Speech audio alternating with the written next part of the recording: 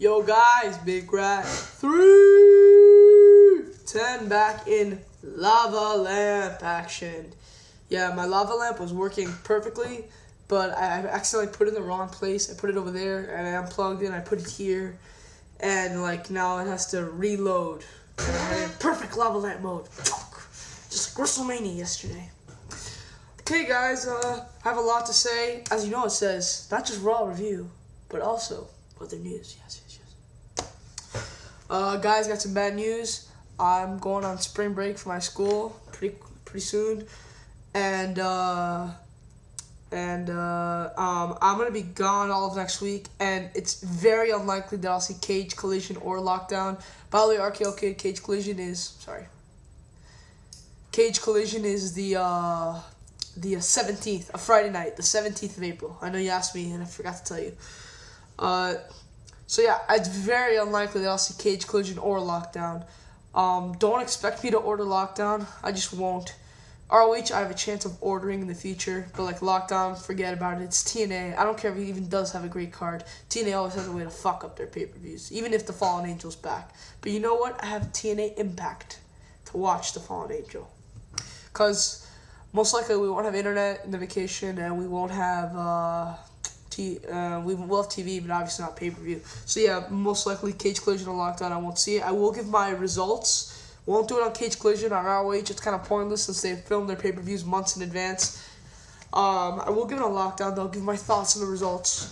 Because I know you guys always like that. Now, a lot of people have asked me, I got like 2 messages and a few on Skype. Hey, what's going on between you and Spinner? I don't know. I don't think he even... I think it's not a big deal. I think it was overreaction. I think maybe on my part. Look, he's still subscribed to me. At least I think he is. That doesn't mean he watches my vids still, but me and Spinnernet, whatever, no big deal. We'll go on with our ways. Whatever happens, happens. It's really not that big of a deal. I was just upset if I was like, you know, am I really a WWE sheep, and am I really a biased YouTuber? And I'm a little generous. New York Sports Freak said it best. I'm a little generous to WWE, but I don't think I'm blind to their mistakes. Do I defend them a lot? Yeah, I do. Because I feel there is a reason to defend. And I feel that because they were a crap brand 2 or 3 years ago, I don't think many people will forget that it's getting a lot better, improving greatly than what it was 2006, 2007. It's improving a lot more. And I feel that some people on YouTube just like don't want to realize that and jump on the TNA bandwagon. And that's why you see me defend it a lot. For the WrestleMania reviews, God, I've seen like 10 or 11. It got to the point where I'm sorry to, I'll be honest, to the people who I didn't, Black Cat Feline, the dirty white boy. By the time I got to your videos, I kind of had to just like skim through it. I couldn't watch the whole thing. I'd seen too much. Some people didn't like this. As you guys know, I love this damn show, and I liked the people who gave it decent reviews. If you gave it a 7 or higher, I think you were fair. If you gave it lower than a 6, I don't think you really had a rational reason. No offense, Spinnernet. No offense. I saw your review. Your review was pretty. I'm one of the chosen people who actually saw it before it was taken down. It was a very good. You did a very good job, and I guess your points I agree. I just like. It's not you particularly, Spinnernet, but I know some people. Maybe he didn't do it directly. I know he hasn't put his review yet. I know he gave Undertaker match 3 stars. Some people, this happens a lot on YouTube, especially reviews, they'll give like 3 stars or higher to each match and give the total pay-per-view a 6 or a 5.5 or a 5. And it goes in the opposite direction too. I've seen people who give like 1 3-star rating and give the entire pay-per-view an 8. I'm like, what the hell? People, that's why I try to average out my ratings. I try to average them out so I can give like a fair opinion. Like for my Royal Rumble review, you all bashed me saying I overrated it because I gave like the Jeff Hardy match 4.5 stars. I gave the Royal Rumble almost a perfect 5. And I gave Cena, JBL 3.5. I gave the Divas match 3. And I gave the Jack Swagger and Hardy match like 3.25. You all criticized me, but I gave the pay-per-view the exact same score as everyone did. I gave it a 7.5. You all thought I would give it like, I think a normal YouTuber would just give it like a 9 or a 10. I gave it a 7.5. I averaged out my ratings. Yes, for my wrestler review, did I average out the ratings? No, because I had a better time watching it. And Had a better time watching it. I'm an Undertaker mark. You know, the Stone Cold Steve Austin segment. Little things that made me bump it up from a 7 to an 8. Also, I liked it better than No Way Out, and I gave No Way Out an 8. So I either have to give this an 8 or higher, but I think a little higher than an 8. I think you're going a little crazy there.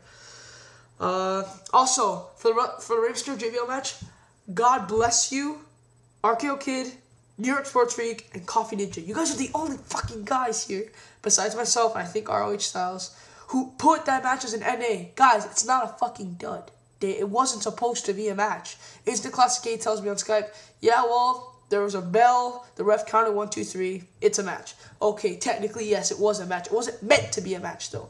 So thank you, RKO Kid, Coffee Ninja, New York Sports Freak. You guys, thankfully, you guys put NAs. I know all three of you. I know Coffee Ninja, you said you didn't rate it.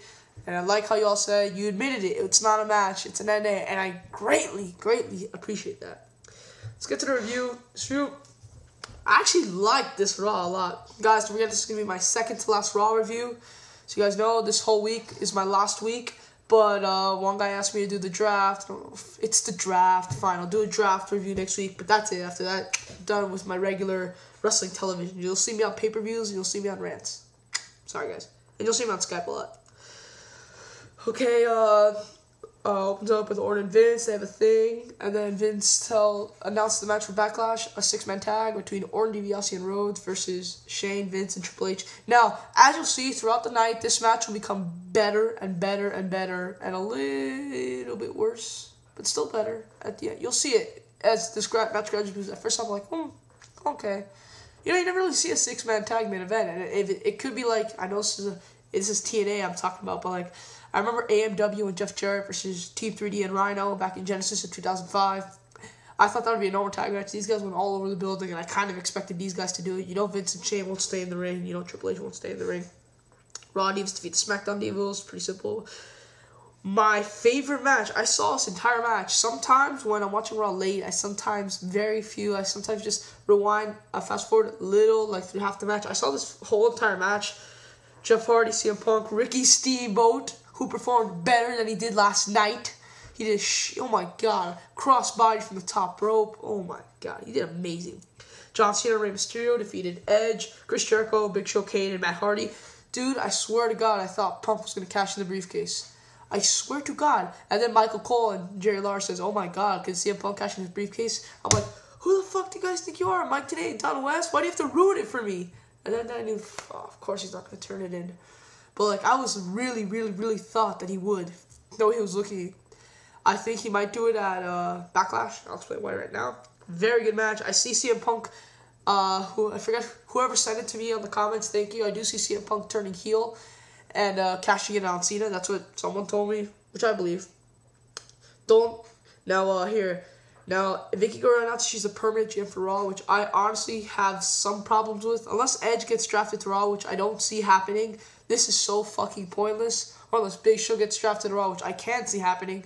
I can see that, Big Show on Raw, Edge on SmackDown, Vicky the general manager on Raw, and Edge is like, oh my god, Big Show, you're with her every fucking week. What are you doing to her? What are you doing to her? Big Show's like, nothing. That I could see happening. But I really didn't like her being permanent general manager of Raw, especially with Edge on SmackDown. That just really fucks it up. Triple H is on SmackDown, even though he hasn't been there in 6 weeks. I haven't read the spoilers for this week, but I'm pretty sure he's not going to be there either. I don't know who the GM of SmackDown is now. I don't know who they're going to get. I honestly don't have the slightest clue. If they do Stephanie, oh my god, I'm going to blow a fit, because that would make 0 sense. Cena vs. Edge, she did make 2 very good matches. Cena vs. Edge at Backlash, which is what we should have had at Mania, in a last man standing match. Oh my fucking god, what a match, which we should have had yesterday. And the 6-man match is now the WWE title match, which I'm glad she made the rule specific, saying only Triple H and Orton can win the title, whichever team wins. Because I thought, Cody Rhodes, pin Shane McMahon. I didn't want it to be like that. I didn't want the legacy to feel like they can turn on Orton, because then that can cause an early breakup. And we all know Vince and Shane wouldn't want to go after the title. So it would be like the other team's fighting, Triple H team's all fine. It just seemed really fucking stupid. Santina defeated Beth Phoenix, probably my favorite feud of the WWE right now. I love how they're sticking with this. They're really sticking with it. I expect Santino to show up and like, oh, did you meet my sister? And it's like, no, it was you. No, it was my sister. I like them to interchangeably appear. Oh my God, was this funny. By the time the Ornament McMahon match started, I was still laughing. I laughed like all through me, fast forwarding through the commercial, me fast forwarding through a little promo for the draft. Then watching the entrances, still laughing. Orton and Vince throw the first punches, still laughing, and then eventually I kind of stopped. Batista comes back. Yes. You guys don't know this since he left when I came on YouTube, but I actually like Batista a lot. Might have something to do with the fact that I read his book. He's also my dad's favorite wrestler.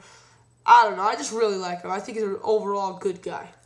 Honestly, I thought this should have happened at Mania. This could have worked at Mania, having Batista interfere in the match. You know, you can have the McMahon sphere, Rose Diaz sphere, and then Batista interfere in the main event. I would have bought it. It's now a 6-man tag with Batista in it for the title. Big Rat 3-10 out. Peace.